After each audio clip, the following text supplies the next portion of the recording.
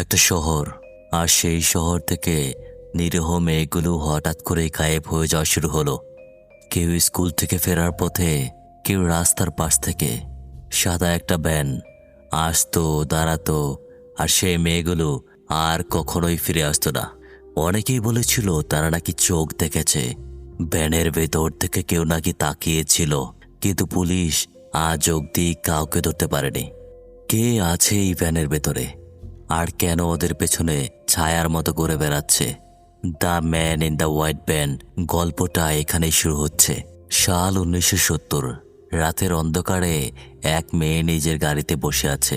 মেয়েটি কান্নারত অবস্থায় ছিল। দেখা যায় সে নিজের হাতের আঙ্গুল থেকে আংটিটা খুলে ফেলে দেয়। ঠিক তখনই এক সাদা রঙের ভ্যান তার পেছনে এসে দাঁড়ায়। মেয়েটি কিছু বুঝে ওঠার আগেই ভ্যান থেকে একজন লোক নামে। সে কোনো কথা না বলে সোজা এসে মেয়েটিকে আক্রমণ করে, তাকে কিডন্যাপ করে নিয়ে চলে যায়। দৃশ্য বদলায়। এবার দেখানো হয় 1975 সাল, মানে 5 বছর পর। এখানে আমরা পরিচিত হই অ্যানা নামের একটি মেয়ের সঙ্গে। সে ঘোড়া চড়ছিল, কিন্তু হঠাৎ ঘোড়ার সামনে একটি সাপ চলে আসায় ঘোড়া ভয় পেয়ে অ্যানাকে ফেলে দেয়। অ্যানা বাড়ি ফিরে আসে। সেখানে তার বোন মার্গেটা এবং তার মা এমেলিয়াকে দেখা যায়। তার মা তাকে বলে, তাড়াতাড়ি রেডি হয়ে যাও, স্কুলে যেতে হবে। এরপর আবার সময় ঘুরে ফিরে যায় 1971-এ। এক মেয়ে ঘর থেকে বেরিয়ে কোথাও যাওয়ার জন্য তৈরি হচ্ছিল। রাস্তার দিকে পা বাড়াতেই আবার সেই সাদা রঙের ভ্যান তার পেছনে এসে দাঁড়ায়। এবার ভ্যানের লোকটি মেয়েটিকে আবার তুলে নিয়ে চলে যায়, কিন্তু মেয়েটি অনেক বেশি ছটফট করছিল, বাধা দিচ্ছিল। ফলে কিলার তাকে গাড়িতেই শ্বাসরোধ করে মেরে ফেলে। সময় আবার এগিয়ে 1975। এবার আমরা দেখি অ্যানার পুরো পরিবারকে। সকালের নাস্তা সেরে চার্চে প্রার্থনা করতে যাচ্ছে তারা। প্রার্থনা শেষে সবাই বাড়ি ফেরার পথে গাড়ি থামে এক গ্যাস স্টেশনে। অ্যানা ও তার ভাই মিলে দোকানে কিছু কিনতে যায়। ঠিক তখনই দেখা যায় সেই সাদা ভ্যান আবার অ্যানার গাড়ির পাশে দাঁড়ানো। ভ্যানের ভেতরে থাকা লোকটি অ্যানার দিকে তাকিয়ে তাকে গভীরভাবে। এরপর থেকে সে অ্যানার গাড়ির পিছনে শুরু করে। এদিকে 1972-এ আমরা একটা নাইট ক্লাব দেখি। এক তরুণী সেখানে আনন্দ করে নাচছে। তারপর সে ক্লাব থেকে বেরোতেই হঠাৎ সেই কিলার তার সামনে আসে। তাকেও কিডন্যাপ করে নিয়ে চলে যায় নিজের আড্ডা করে। সেখানে নিয়ে গিয়ে তাকে মেরে ফেলে। সময় আবার অ্যানির জীবনে। সাল 1975। অ্যানি এখন স্কুলে। সেখানে আমরা পরিচিত হই তার ঘনিষ্ঠ বন্ধু রেগানের সাথে। স্কুল ছুটির পর অ্যানা একা বাড়ি ফিরছিল, আর সেই সময়েই ক্যামেরা আমাদের জানিয়ে দেয় কেউ একজন গোপনে অ্যানার পিছু নিচ্ছে। কিন্তু অ্যানার তা জানা নেই। বাড়ি ফেরার পথে অ্যানা আগে যায় নিজের রাস্তা বলে ঘোড়ার খামার, ঘোড়াকে খাবার দিতে। তখন রাত নেমে এসেছে, চারদিকে অন্ধকার, এবং ঠিক তখনই আবার সেই সাদা ভ্যান রাস্তার এক কোনায় দেখা যায়। ভ্যানটা একবার সামনে একবার পিছনে ঘুরতে থাকে। অ্যানা খুব ভয় পেয়ে যায়। সে দৌড়ে বাড়ির ভিতরে ঢুকে পড়ে। ভেতরে ঢুকে সে মাকে সব বলতে চায়, কিন্তু তখন তার মা ও বোনের মধ্যে বিবাদ চলছিল। ফলে অ্যানা কিছুই বলতে পারে না। পরদিন সকাল, অ্যানা স্কুলে যায় এবং বন্ধু বান্ধবের সাথে গল্প করছিল। রেগান বলে, আজ বাড়িতে হ্যালোইন পার্টি হচ্ছে, তুমি কিন্তু আসবে। ঠিক সেই সময়ে আবার সাদা ভ্যানটাকে রাস্তায় দেখা যায়। এদিকে এক ছেলেও আসে, বেন। সে অ্যানার সাথে আলাপ করে। দুজনেই একজনকে আরেকজন পছন্দ করে, কিন্তু সম্পর্কটা হয়তো এখনো শুরু হয়নি। বেন ও অ্যানাকে হ্যালোইন পার্টিতে আসার জন্য অনুরোধ জানায়। স্কুল ছুটি হলে অ্যানা ও রেগান একসাথে বাড়ি ফিরছিল, কিন্তু আবার সেই ভয়ঙ্কর সাদা ভ্যান তাদের পেছনে লেগে যায়। রেগান ব্যাপারটি টের পায়। সে রেগে গিয়ে রাস্তা থেকে পাথর তুলে ভ্যানের দিকে ছুঁড়ে মারে এবং গালাগালি করে। ভ্যানের লোকটি কিছু না বলে চুপচাপ চলে যায়। অ্যানা বাড়ি ফিরে ভয় পেয়ে যায়, কারণ এবার সে দেখে ভ্যানটা তার বাড়ির সামনেই দাঁড়ানো। সেই সময়ে বাড়ি থেকে বেরিয়ে আসে এক লোক, যে অ্যানার দিকে এগিয়ে আসে। অ্যানা চমকে ওঠে, কিন্তু সে ছিল শুধুই এক পাম্পার, পাইপ সারাতে এসেছিল। অ্যানা আসলে অকারণে আতঙ্কিত হয়ে পড়েছিল। অ্যানা যখন ঘরে ফিরে আসে তখন দেখতে পায় তার বোন মার্গেটা একটা নতুন ফোন পেয়েছে। অ্যানারও ফোন চাই, কিন্তু সে এখনো 18 বছর বয়সে পৌঁছায়নি, তাই পরিবার তাকে ফোন কিনে দিতে রাজি নয়। সময় ওদিকে 1973-এ। এই সময় আমরা দেখি আরেকটি মেয়ে। সে বাড়ির ভেতরে ঢুকছে। ঠিক তখন ওই সাদা ভ্যানটা আবার হাজির। ভ্যান থেকে কিলার বেরিয়ে আসে। সে মেয়েটিকে বাড়ির ভেতর থেকে কিডন্যাপ করে নেয়। এবার মেয়েটি বিশেষ কোনো প্রতিরোধ না করায় ফলে কিলারের কাজটাও অনেক সহজ হয়ে যায়। আবার সময় 1975-এ। ওদিকে অ্যানার পুরো পরিবারকে দেখা যায় সেই রাতে অ্যানার বাবা মা ডিনারে বাইরে যাচ্ছিলেন একসাথে একটু ভালো সময় কাটাবেন বলে। তাদের বাইরে যাওয়ার পর মার্গেটাও সাজগুজ করে তার প্রেমিকের সঙ্গে দেখা করতে বেরিয়ে পড়ে। ফলে বাড়িতে থাকে শুধু অ্যানা আর তার ছোট ভাই। ঠিক তখনই অ্যানার ভাই রাস্তার দিকে তাকিয়ে দেখতে পায় একটা সাদা ভ্যান রাস্তায় দাঁড়িয়ে আছে। অ্যানাও ভ্যানটাকে দেখে ভয়ে কেঁপে ওঠে। সে বাইকে নিয়ে তাড়াতাড়ি বাড়ির ভেতরে ঢুকে যায়। অ্যানা জানালার ফাঁক দিয়ে দেখে ভ্যানটা এখনও বাইরে দাঁড়িয়ে আছে।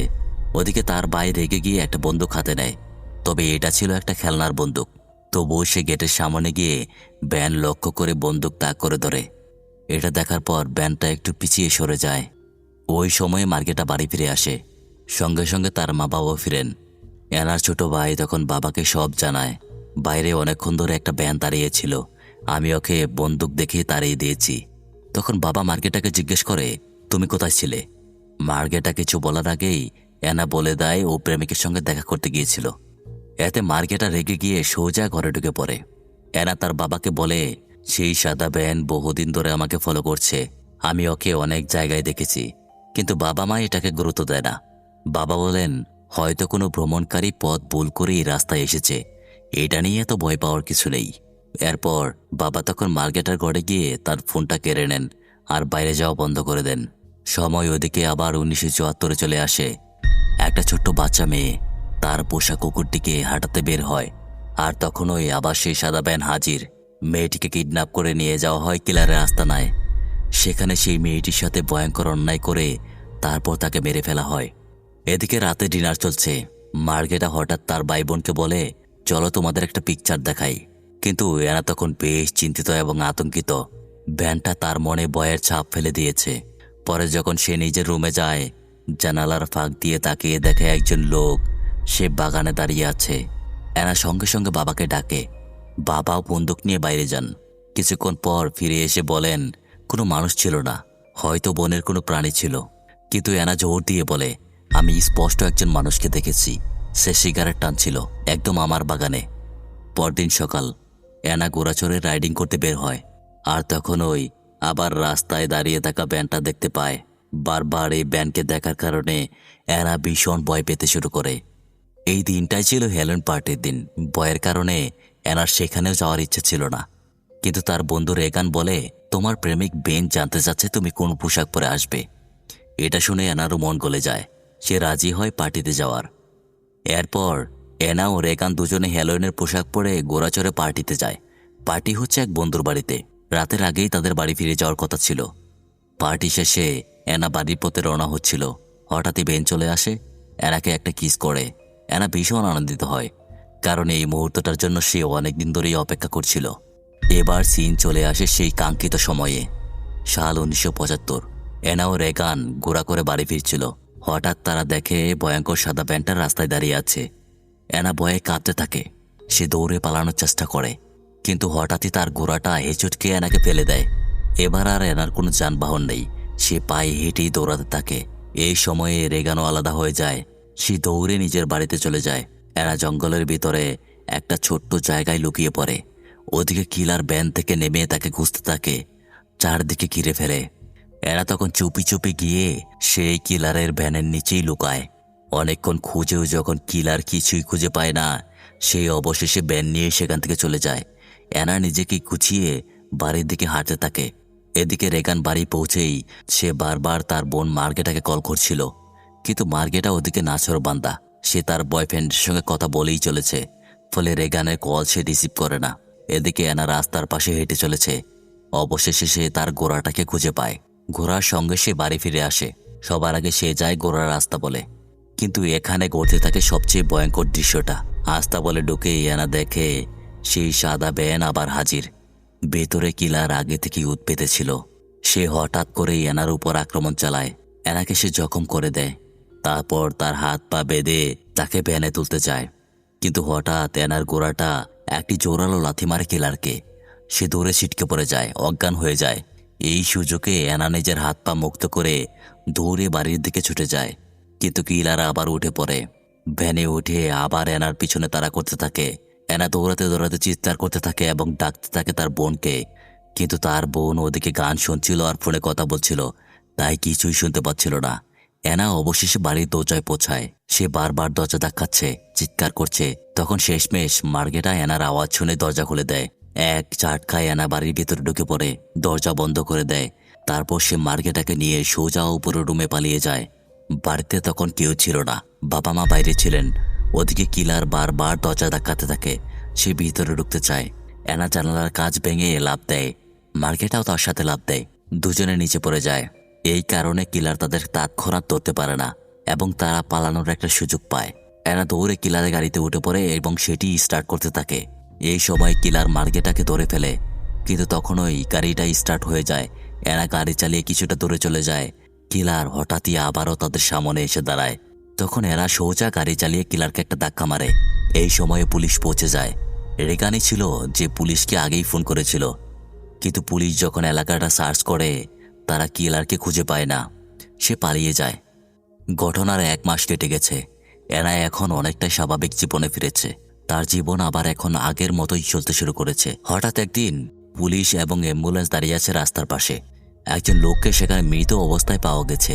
তার পরিচয় কেউ জানে না, কিন্তু পুলিশ সন্দেহ করছে এই ব্যক্তি সেই ভয়ঙ্কর কিলার হতে পারে যে 1 মাস আগে অ্যানার উপর হামলা চালিয়েছিল, কিন্তু কনফার্ম হতে পারে না। তারপরের দৃশ্যে আবার সেই ব্যান্ডটাকে দেখা যায়। সে রাস্তায় বেরিয়ে পড়েছে আবার নতুন কোনো শিকারের খোঁজে।